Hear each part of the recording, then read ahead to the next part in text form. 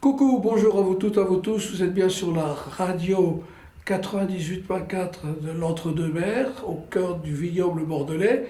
Nous sommes dans les studios de cette radio, mais c'est une caméra qui nous filme aujourd'hui parce que nous recevons un éminent professeur qui est le professeur François Tison, professeur au CHU de Bordeaux et professeur à l'université.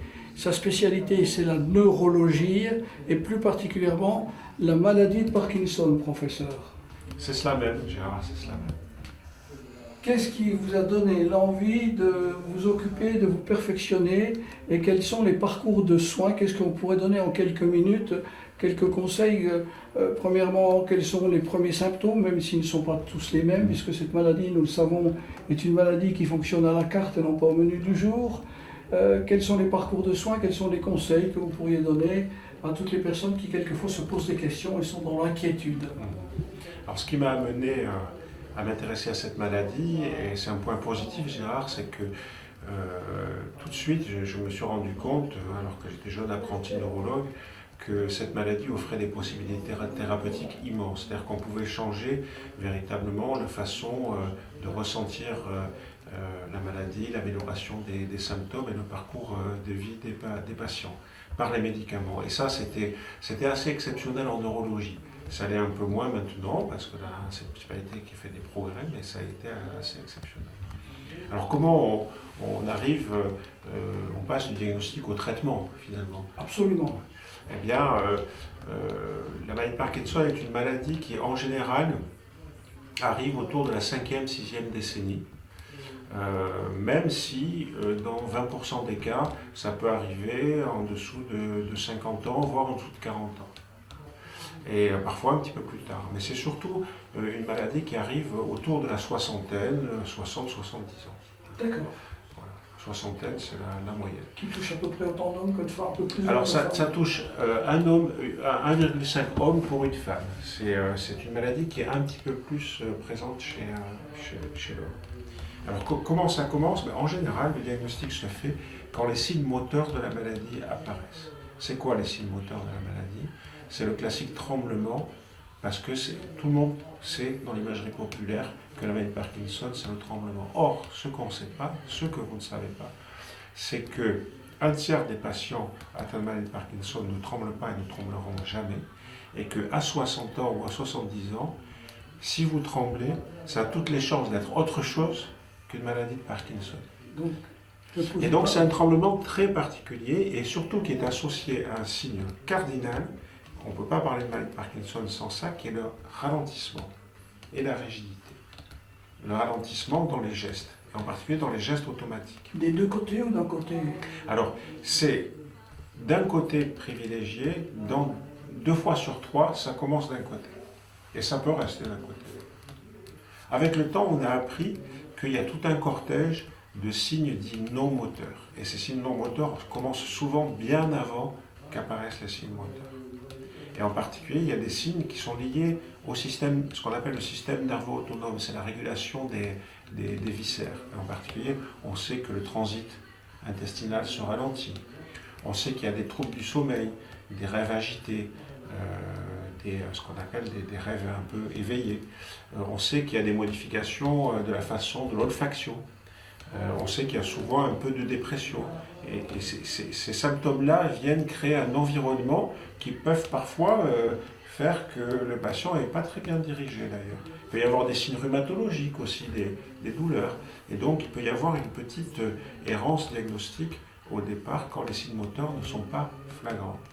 Donc le plus important, professeur Tison, c'est dès qu'on suppute que l'on a quelque chose, il vaut mieux consulter son médecin plutôt que de rester dans l'oubli. Absolument. Et le parcours, ça va être, je repère chez moi des signes un peu inhabituels, qui sont suffisamment importants pour provoquer un petit peu d'inquiétude. J'en parle à mon médecin traitant, et le médecin traitant, logiquement, en général, dans la plupart des cas, sauf si c'est vraiment, c'est pas compliqué et qu'il se sent suffisamment à l'aise, mais en général, il va faire appel à un autre spécialiste qui s'appelle un neurologue.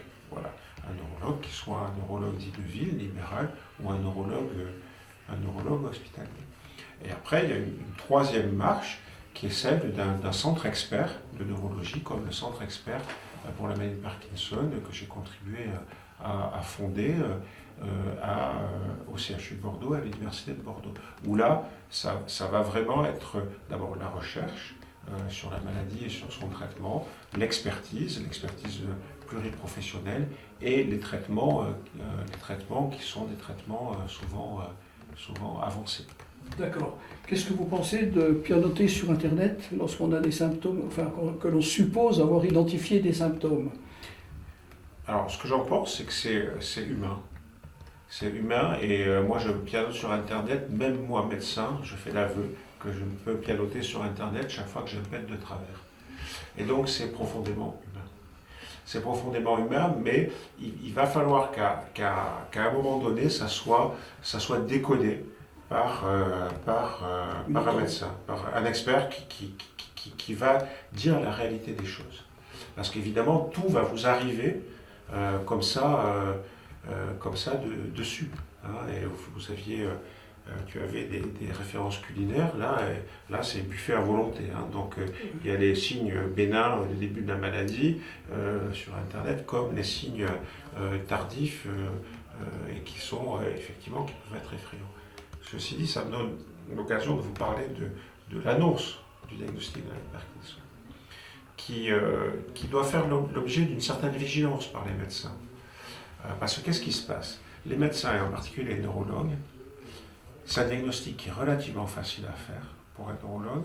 Et en plus, le neurologue, il sait qu'il a des traitements qui améliorent les symptômes. Donc pour lui, c'est du pain béni, en quelque sorte, par rapport à beaucoup de maladies qu'il voit au quotidien et qui peuvent être encore plus catastrophiques. Mais pour le patient, c'est un drame, la vie s'effondre. Et donc il y a un décalage considérable au moment de l'annonce du diagnostic entre le ressenti du patient et le ressenti du médecin, la perspective du patient et la perspective du médecin. Et il faut que les deux arrivent à s'ajuster dans une ambiance d'annonce du diagnostic. Et ça, c'est quelque chose qu'on a énormément travaillé dans le centre expert avec beaucoup de personnes compétentes, dont notre infirmière, qui participe aussi à l'éducation thérapeutique, etc. Professeur au CHU de Bordeaux, professeur à l'Université de Bordeaux, c'est ce que vous pouvez entendre, ce dont vous pouvez parler, vous pouvez participer à l'émission de radio à Sauveterre de Guyenne, chaque troisième jeudi de chaque mois de 14h à 15h en direct et en podcast en fin de journée. Merci de nous avoir écoutés. Je remercie le professeur François Tison, éminent personnage dans le monde des maladies neurodégénératives, et non pas dégénératrices, mais dégénératives. Remercier le CHU de Bordeaux pour nous l'avoir libéré quelques instants pour venir s'exprimer ici et apporter cet éclairage dont nous avons tous besoin. On vous fait des gros bisous, des gros câlins. Vous êtes sur la télévision de l'Entre-deux-Mers. Et oui, cette télévision, elle existe. Et n'hésitez pas à venir regarder, écouter les podcasts. Merci, professeur. Au revoir.